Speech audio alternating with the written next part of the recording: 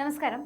IPLന്റെ അടുത്ത സീസണിന് മുന്നോടിയായി സംഭവിക്കാനിരിക്കുന്ന ഏറ്റവും വലിയ ട്രേഡ് ആയിരിക്കും മുംബൈ ഇന്ത്യൻസ് ക്യാപ്റ്റനും സൂപ്പർ ഓൾറൗണ്ടറുമായ ഹാർദിക് പാണ്ഡ്യയുടേത്.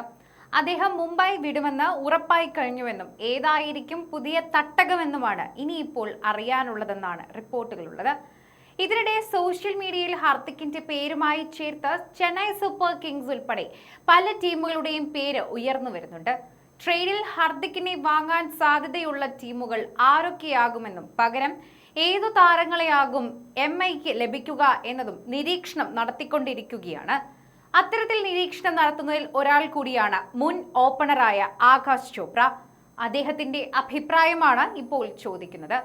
സ്വന്തം സോഷ്യൽ മീഡിയ ഹാൻഡിലിൽ പങ്കുവച്ച വീഡിയോയിലാണ് സംസാരിക്കവെയാണ് ഇക്കാര്യത്തെക്കുറിച്ച് പറയുന്നത്.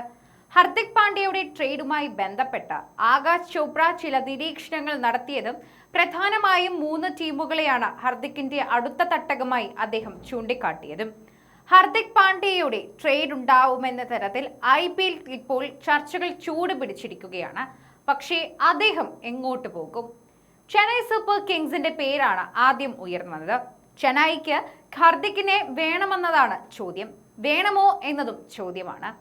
ചെന്നൈക്ക് മധ്യനിരയിലും ലോവർ ഓർഡറിലുമെല്ലാം ഒരു ബാറ്ററെ ആവശ്യമാണ്. അവരുടെ പക്കൽ ഓൾറൗണ്ടറുമില്ല.